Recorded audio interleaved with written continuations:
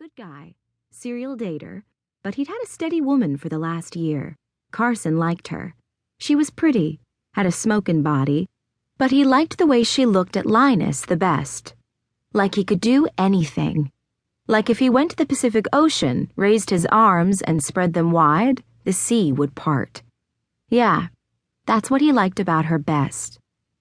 Sometime recently, Linus had got on bended knee, but Carson only knew that because his dad had told him she'd accepted the ring, then said, "Dumb fuck, getting his shit tied to a woman. Stupidest thing you can do, boy, getting your shit tied to a woman. Learn that now, save you a world of hurt."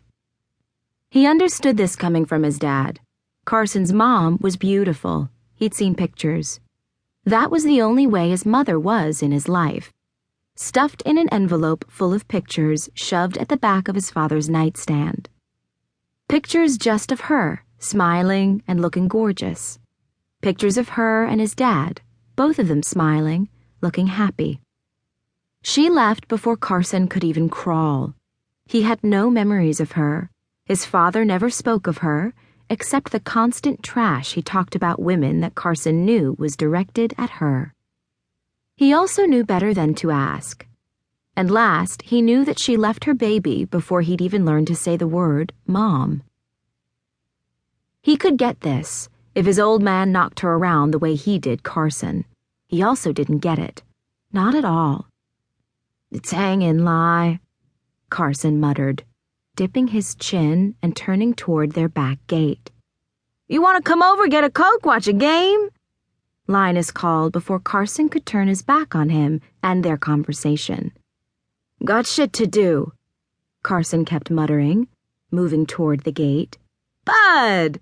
Linus yelled. Carson drew in a breath and turned back. "Any time you want to come over and hang, my door's open, yeah?" Linus said what he'd said before a lot. "Yeah." Carson continued to mutter, knowing he'd take him up on that, as he had hundreds of times since the man moved next door. This just wouldn't be one of those times. He didn't go over after his dad had a go at him, and the reason he didn't was right then written on Linus's face. Linus was giving him a look that Carson read. He'd honed his skills at reading people, started doing it the minute he could cogitate. If he didn't, he'd have it far worse than he did from his old man. Far worse.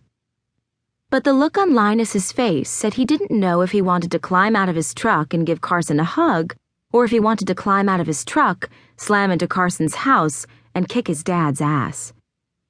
Sometimes he dreamed of Linus kicking his dad's ass. The man was built. He was tall. He'd wipe the floor with Carson Steele. But most of the time, he dreamed of doing it himself. He didn't because his dad kept him fed. He kept a roof over his head. He kept clothes on his back. He needed the jackhole. When he didn't, things would change. But he didn't court disaster for Linus. Linus was a good man. If he had a go at his dad would stop at nothing to put Linus in a world of hurt any way he could. Linus didn't need that. The woman who looked at him like he could move mountains didn't need that. And Linus didn't need to give it to a woman who he looked at like the first day that dawned for him was the day he laid eyes on her. "Take care of yourself, Car," Linus said quietly. Carson nodded and moved to and through the gate, lifting a hand behind him as he did in a lame goodbye. The goodbye was lame. He was lame, weak, pathetic. Of his own free will, walking away from Linus and into a filthy, stinking pit that held nothing for him but pain, violence, and neglect. He hit the back door and heard it immediately. His father's grunts, the woman he brought home whimpering through each one. Not the good kind of whimpering, the pained kind. She was dry. How the fuck his father could nail as much tail as he did and not sort that, Carson had no clue. What he knew was the man was good-looking. He made decent money. He could be a charmer.